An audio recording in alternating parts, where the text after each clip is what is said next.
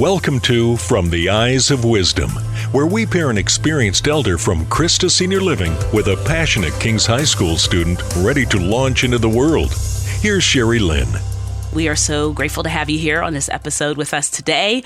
I am blessed to have Eva with us, and Wayne is here with us. Thank you guys for joining us. Thank you. Yes. All right. So a little nervous. It's okay. The nerves will wear off here. I'm going to start with you, Eva. You are a senior. Mm-hmm. Okay. Time to graduate. Are you nervous? Yes. All right. Nervous to be graduating. What is your goal when you graduate? What do you want to study? I want to double major in youth ministry and history. Okay. All right. So you want to be, I'm guessing, a teacher? Yeah, high school teacher. Okay. Want to be a high school teacher. Want to teach history? Yes. Okay. Why? Like, what made you want to do that? What made you want to be a teacher? Multiple things. My dad has always been really into history. Okay. Especially because my great-grandfather fought in Pearl Harbor. So that's kind of where, like, an interest for history kind of took off, especially because I did a project on it in 4th grade. Okay. And that just really just kind of built a also better connection with my dad. Yeah. And so we could kind of bond over the fact that we love history. So I would watch history movies with him, war movies. Okay. Saving Private Ryan was a very big movie for me and my dad to watch together. Okay. And also, last year, I took U.S. history with my teacher, Mr. Smith. And he has such a passion for history, and it just kind of, like, captivated me a little bit, I guess is the best way to describe it. And I was like, that's what I want to do. Okay. Just, like, within the first few months of that class, I was like, this is incredible. This is what I want to do. Like, I couldn't imagine myself doing anything other than this. Okay. So it sounds like not only do you share this passion of history with your father, but you also want to be that kind of teacher that captivates the way the teacher captivated you. Yeah. Okay. And Wayne, you were in education for a very long time. I was. Yes. My major was English. Okay. And I taught literature and writing, but my minor was history, and history has always been a really important part of my study. In fact, I, along with 2 other colleagues, put together a Western civilization course that was team taught. I did the art, literature, and music parts. And a colleague did the history, economics, and politics. So we started with ancient Egypt and Mesopotamia, and in the course of 3 quarters during the academic year, arrived at the 20th century. I love that. And, you know, we didn't want history to be just a list of rulers and dates and wars and so on. Yeah. We wanted, as far as possible, for students when they're studying a certain period to have an idea of what clothes people wore, what they looked at, what they listened to, what was their culture like? Yeah. What were they thinking? I love that you included music and art. That's such an important part that I don't think always gets included, or it's included as an afterthought. That's true. So it's always like, okay, here's who, and it's no wonder that a lot of times our minds as a culture are so war focused. It's because everything is this ruler conquered that ruler, took this land, colonized that place. A lot of times it's not about the culture, the food, the art, the music, the way we live our lives every single day. And why did this ruler conquer that ruler? Yes, exactly. And what was going on during that time? What were those people experiencing? Which, again, is about culture. That sounds really exciting. Am I right? It does sound really exciting. I would take that course. So tell me something exciting about teaching that Eva can grab onto, of when you know you're connecting with a student. When do you know? When did you know? You can see lights go on. Okay. And you know, eyes light up differently. Okay. And one thing that in our writing classes, at a certain point, we began to use the computer lab. Yeah. And I was a holdout. I was one of the last ones to take my classes to the computer lab. Okay. Because I thought, you know, it was technology and it would get in the way. Yeah. And the very first class meeting in the lab, I saw one student reach over and elbow the one next to him and pointed to the screen. And they were actually talking about writing. They were talking about, do you think this is okay? Yeah. That would never have happened If in they the were literally classroom with long those. writing. Yeah. So I was a quick convert. Okay, because now they care about what you're teaching, Right. because it's in a language almost that they understand, which was technology. And if they make a mistake, they can correct it Yeah. on the screen Right. without having to throw that piece of paper away and start over. you know. Yeah.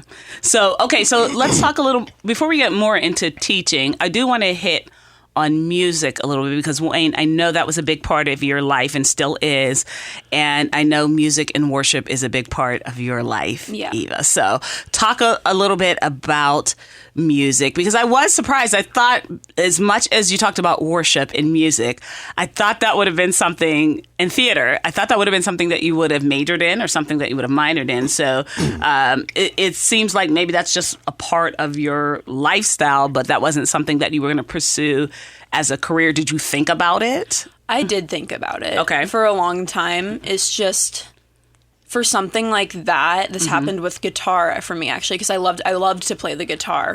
But it eventually turned more into a chore than a hobby. And it's not something that I want to lose interest in because I do it so often, if that makes sense. Like, I didn't want to force myself. You didn't want to start hating it. I didn't want to start hating it because I love worship, and I don't know. I always had a fear that, like, maybe that would happen. And I guess maybe that could happen with anything, but it's just like worship for me has always been maybe more of like a coping mechanism for me, and like the way that I process my emotions and the way that I connect with the Lord. And I didn't want there to be oh, well, this is my job, so therefore it must not have meaning or anything. You know what? That's a very mature thought. I'm going to go to Wayne and ask you what you think about that, because through your pre-interview, I heard tones of that. What do you think about that? Well, I started college as a music major, thinking I was going to go into church music. And I had never taken piano lessons, and you don't get very far as a music major if you're not keyboard competent. And so I still was interested in religious vocation, and I thought I was called to preach. So I began preparing that way. Yeah. And I did spend about a year and a half as a minister of music and education when I was in my early 20s. And I had thought I'd go on to seminary, but a number of things happened that made me feel that going to graduate school in English was what I really ought to do. That was the better choice for you. But I've never left the music. I've always sung in church choirs. I've sung in big community choirs. And now, after a second retirement, I'm directing a choir here. We at Christwood Park we have a residence choir. Oh, cool! Between 25 and 30 people, most of us in our 80s and 90s. Mm-hmm. We don't have the high voices we used to have. We don't have the breath control we used to have. But it's surprising what good music a group of 80 and 90-year-old I'm sure folks. It's wonderful. I've done this this podcast for a few seasons now, and so many of the residents there have come in, have been musicians, former musicians or singers. So I'm sure you have some talent over there. And you said a phrase in your pre-interview that I wrote down, because my mother is a singer and my family is very musical, but my mother's 78 now, and so she doesn't have the breath control she used to, doesn't have those high soprano notes, Patti LaBelle soprano notes she used to have. But you said something. You said you told the residents, bring the voice you have now. Right. That transcends so many different things. That is such a nugget of wisdom. Mm-hmm. It just hit me. Like, I was literally standing looking in the mirror, getting ready, listening to your pre-interview, and I just stopped and put it in my notes. Bring the voice you have now.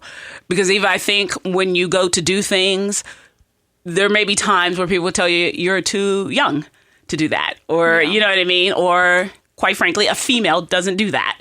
Or whatever it is. Right. Bring the voice you have. This is the voice I have now. And I'm bringing it to this, right? The voice I have now is 85. I'm bringing it. You know what I mean? Whatever. Bring the voice you have now. I thought was so powerful. And then it really made me want to hear the choir. I was like, oh man, I wish I could hear them, because I bet you it's really beautiful. And I was taken with how far you, not how far you've gone, but the fact that you have always kept music in your life. So I'm going to ask you, do you have any regrets not pursuing music as a vocation in any way? Or are you comfortable with, no, I did the English thing, the professor thing, and I kept that very prominent in my life as well? Well, I have no regrets about that. Okay. But I was able to have an impact on music in a young, growing institution. Yeah. Because I wound up as chair of the humanities division, and music was one of the disciplines in that division. Yeah. So I was able to hire the very first band director, the first music theory faculty, the second choral director, and those people were there for many years.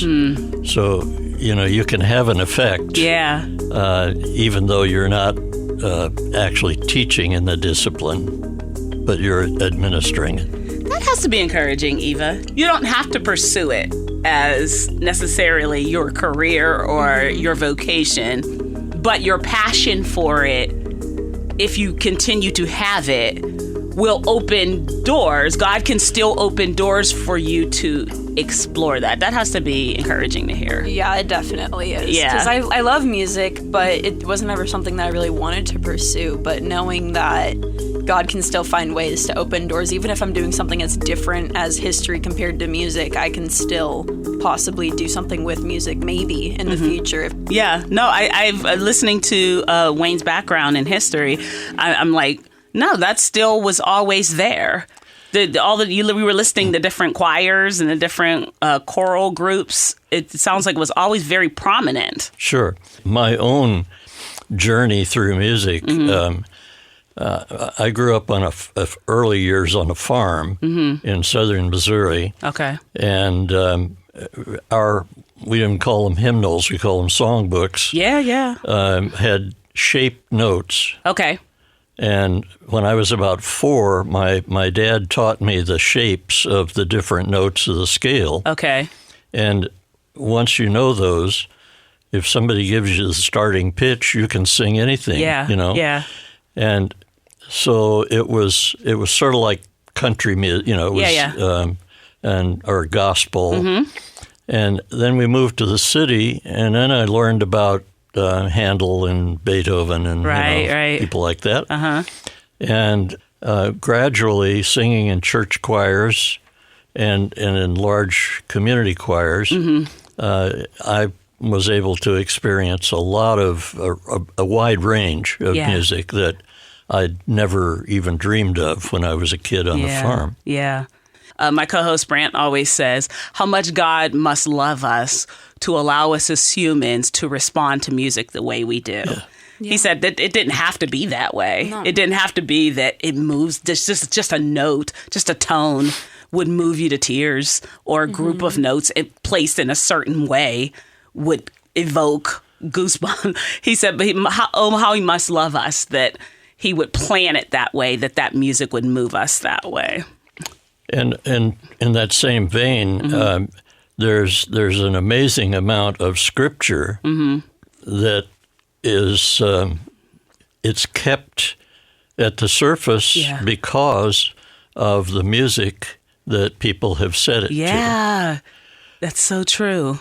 I still remember Vacation Bible School, Beloved, let us love one another. Right. For love is of God. Sorry, everyone.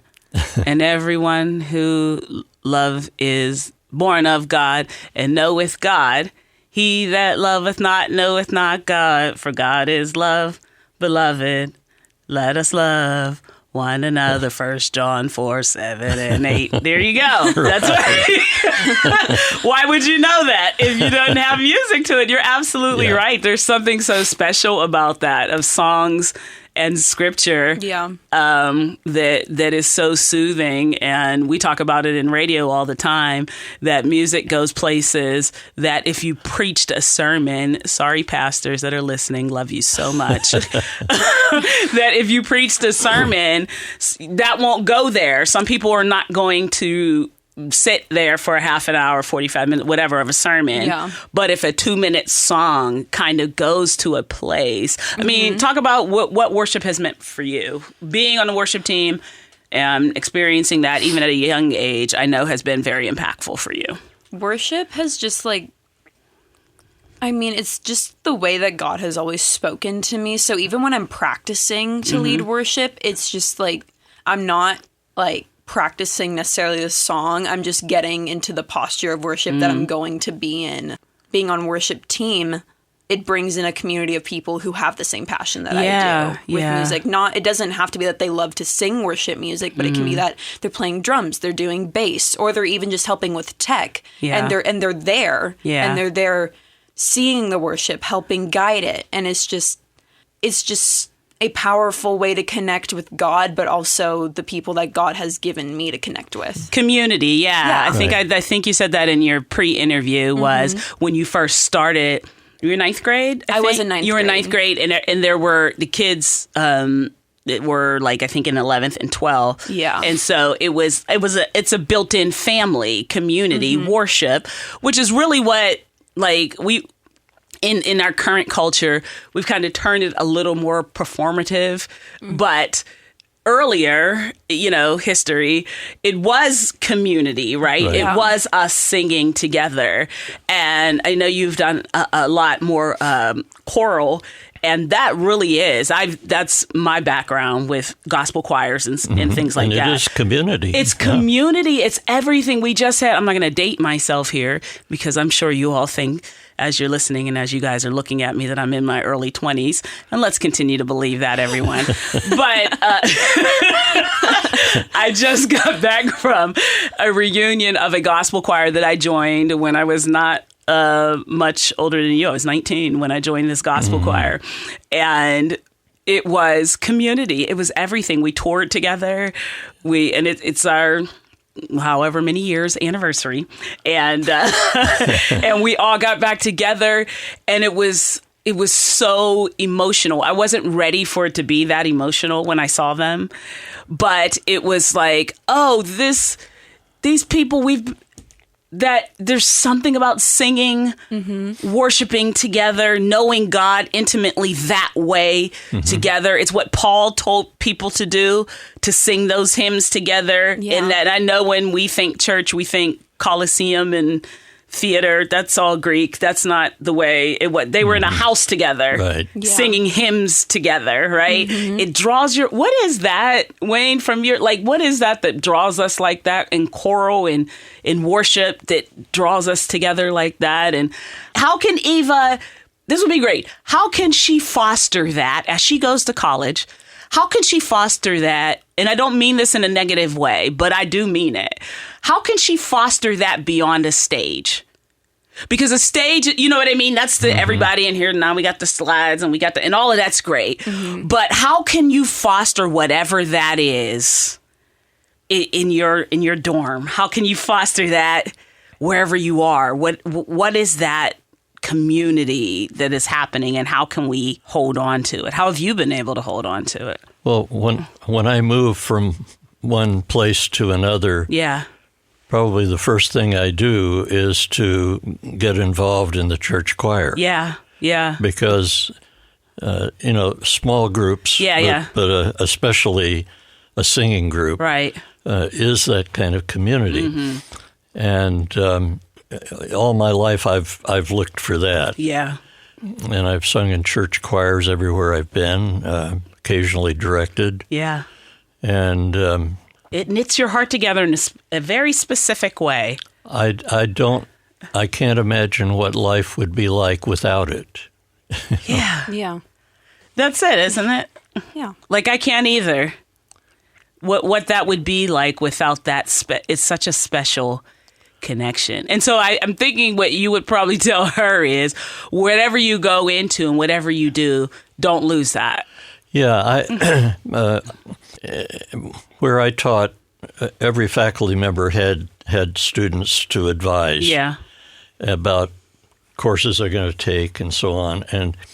And a student would tell me what major, what profession he's headed into. Yeah.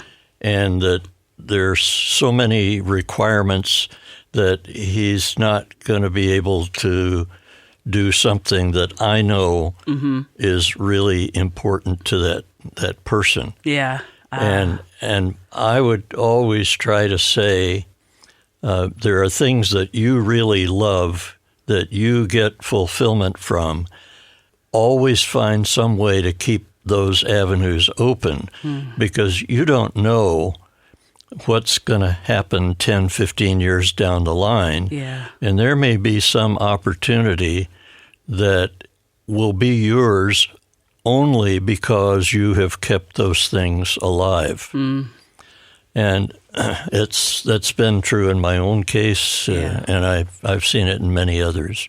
That's good. But if you love it that much, it's a gift. Yeah. God has given it to you, and you'll find ways of using it. Keep it open. Yeah. Keep it open. That's good. Maybe not on a stage. Yeah. But you'll find ways. Yeah. I love that. Let me ask you about anxiety. How do you deal with anxiety? Do you deal with anxiety? If in your natural state, just you, nobody else around, are you a normally anxious person? Are you a peaceful person? What is that in your life? When you think about the future, is there anxiety? Is there how do you deal with that? No right or wrong answer. I feel like it seems to kind of go up and down like on a roller coaster where like some days I'm very anxious about the future and like what college I'm going to go to, like where am I actually going to work in the future? Like who am I going to marry in the future? How many kids am I going to have in the future? Where am I going to live in the future? And so when I think about that and I get really riled up, then yes, my anxiety is, at like a 10 out of 10. Yeah. And I'm like filling out college applications and honors applications. And I'm just like, oh, so they might not accept me. They might not give me the scholarships that I need. Oh, it's all gonna fall apart. But then like one day I'll be like, yeah. It's really not that bad. Like, I know that God's got me. Yeah. And I feel like it just honestly depends at where I am at. Well, Wayne, let me ask you, anxiety-wise, like, what would you say, having lived your life at this stage, what would you say about the anxiety of life younger? There were times younger when there was quite a bit of anxiety. Like when I was finishing my master's degree. Yeah. And thinking, where am I going to get a job? Yeah. And the denomination I belonged to at that time had, I think, 52 four-year colleges around the country. Okay. And I started sending applications alphabetically. Just ship them out, baby. And I start sending them. Make it rain. I think I was down in the either M or N, and I got a telegram from one that started with an O. Okay. That I hadn't. I had a placement file at the denominational headquarters. And a woman in that faculty had major health issues and had to retire. Right. And so they were, the president was where the placement file was. Okay. And sent a telegram, offering this. I had never even thought about going to that place. Wow. But I went, spent 4 years, had an opportunity to teach upper division and lower division classes. Wow. And I came out to Seattle to do additional graduate work at the University of Washington. And I was on sabbatical, and this was half pay, but it was half Arkansas pay, not half Washington. Okay. Which is very different. And The other difference. Half Arkansas pay is like a quarter of Seattle pay. I had a couple of little daughters at the time, and a fellow student said, I'm teaching at this brand new community college that just opened in January. It was Shoreline Community College. Yeah. She said, you ought to write to the division chair. They might need an extra section of English composition. Okay. I did. I had 2 classes that fall, 3 winter and spring. And about this time of year, the chair asked me if I was interested in a full-time job. Wow. I said, well, I would be, but if I don't go back to Arkansas, I have to pay back that sabbatical stipend with interest. Okay. He said, have you looked at our salary schedule? I said, no. He said, you might want to do that. Look at what Seattle's going to pay you. So I looked, and it was almost exactly 1.5 times what I was making at the other institution. So I stayed and retired 31 years later. That's it. That's the story then, right? Like, you're planning. I'm making my plans. That's what the Bible says. God, man makes his plans. God is ordering our steps. So you're planning A through M, shipping them all out. God has O. Yep. Call you. So it's not like you even sent it to O and then O said, oh yeah, come on over. God had it sent to you, and then. And then again, it wasn't that I was looking for it, right? But the job found me. It found you. I don't know how to explain this. It is. The anxiety, I think, is natural because we're human. But hopefully when you hear stories like that, I think, hey, God's got me is something that we know in theory. Yeah. It's good to hear people say, no, actually, he had me. Like, I can't explain everything that happened, but I can tell you this is the way it went down, and you can look, and that's a testament. That's what we see in Hebrews when we call it the Hall of Faith, but that's what we see in Hebrews when they're like, no, this actually happened. Yeah. He actually had me, and that's why we do these interviews, so that you can hear someone say, I was anxious about stuff, too, when I was getting out of college, and look what God did, right? Yeah. Like, he did it. Like, called me. Everything came looking for me, and that is scripture, right? It'll come after you, and it did. So I want to ask about fear again, and I want to ask about what would you say your biggest fear is, Eva? Oh boy, biggest fear. I'm trying to think. Oh, that's kind of a hard question. Probably losing the people that I care about. Like the people that God has given me that have been a support system for me, that have helped make me who I am today. Okay. Losing them. That is a combination of whether they would, God forbid, die, or whether they would end a relationship, walk away. Probably mostly, yes, death scares me, but I know where these people are going. Yeah. I know what's in their heart. I know what their faith is. So I know that if they passed, I would see them one day. So more like an abandonment. But yes, more of an abandonment, because I dealt with so much of that. I get that in the past years, where it was, oh, you're not good enough, I'm walking away, and so and I've been told that to my face, and I'm just like, oh, and I truly cared about you, and I thought you truly cared about me. And so that's like one of my biggest fears is that my friends or my boyfriend are just going to be like, oh, well, you're not good enough. I'm leaving. That's totally understand that. Wayne, what do you think? At a young age, now you're at where you are, and that's a big fear. Well, what do you think? I don't fear death. Okay. May I ask? Do you think about it? Well, it's part of life, right? I know where I'm headed, right? And that's good. Yeah. I guess what I fear most for myself is losing.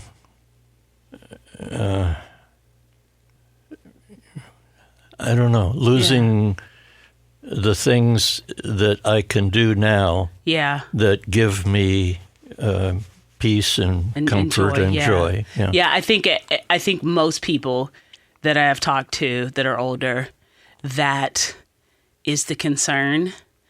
But it's interesting to me because all of you, to a person that I have talked to, may I ask your age? Do you mind telling? I'll turn 87 in May. Never would have thought it.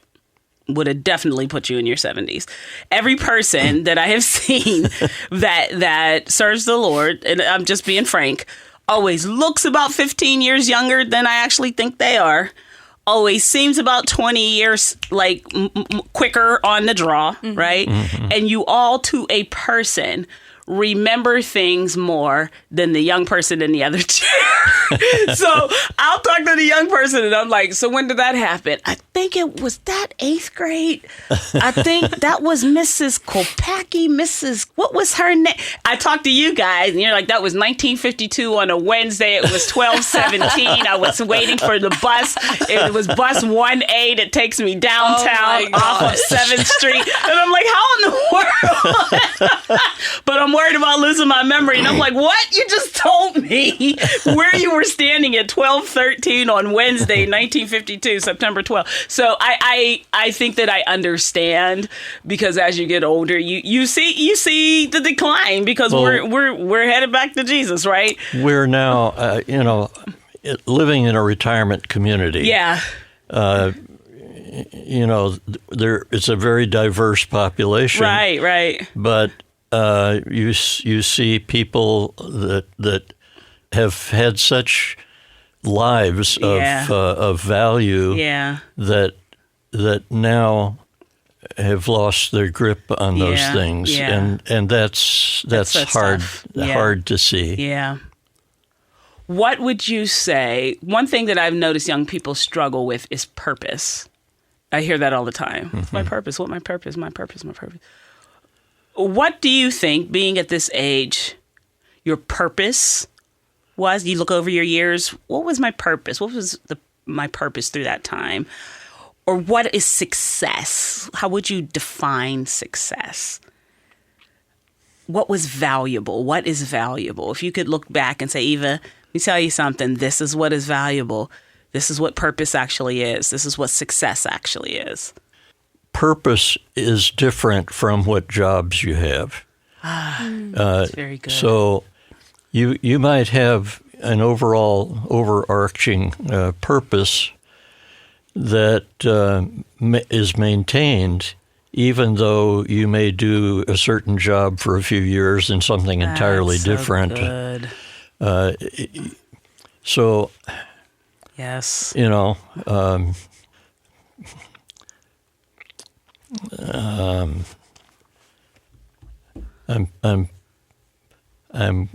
losing the beginning of the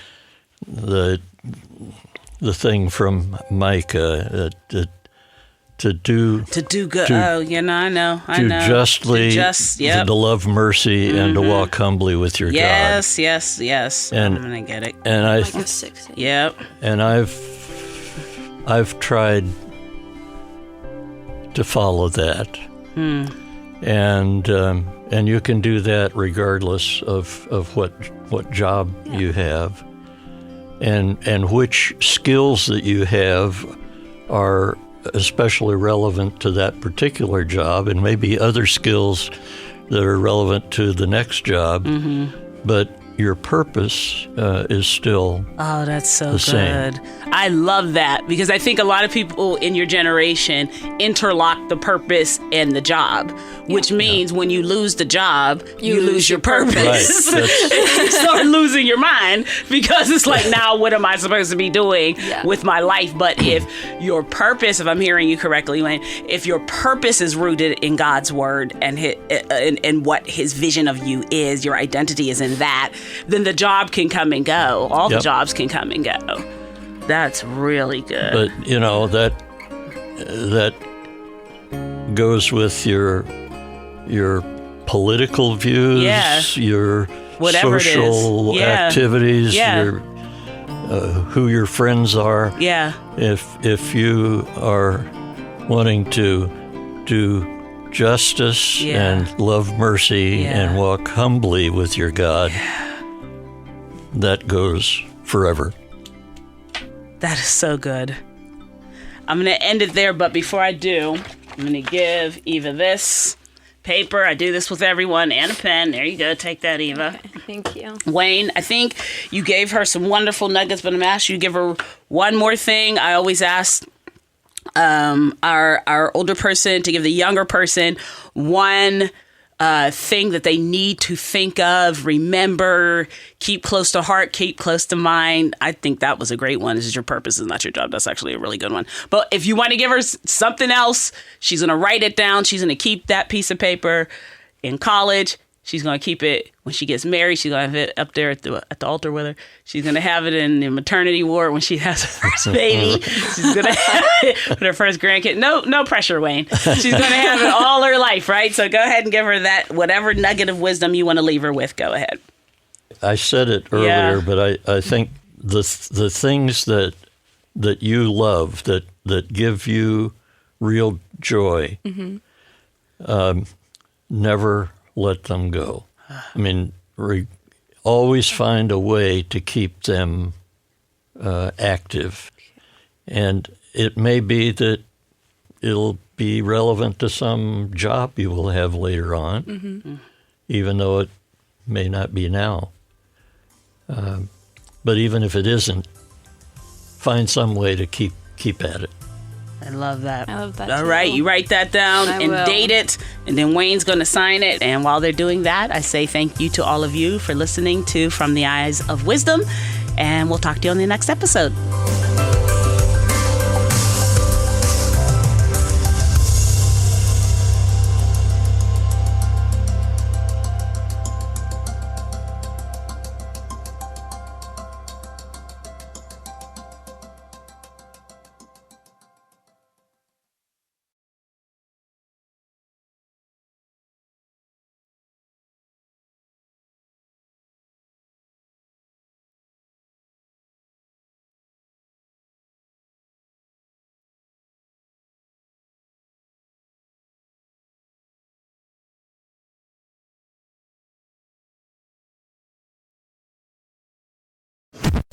Thanks for listening. We just wanted to take a minute to let you know that just like you and your family, Purposely is also part of a family, the Krista Family of Ministries. Krista helps kids and teens learn and grow in their faith at King Schools and Miracle Ranch Camp. And Krista shares Jesus with people in the poorest, most remote places through World Concern. Krista Senior Living is a community of love and care, and Krista Media is a place of hope on the radio. God is changing lives through these 5 ministries, and Krista is on mission to share the good news of Jesus. To learn more, visit Krista.org.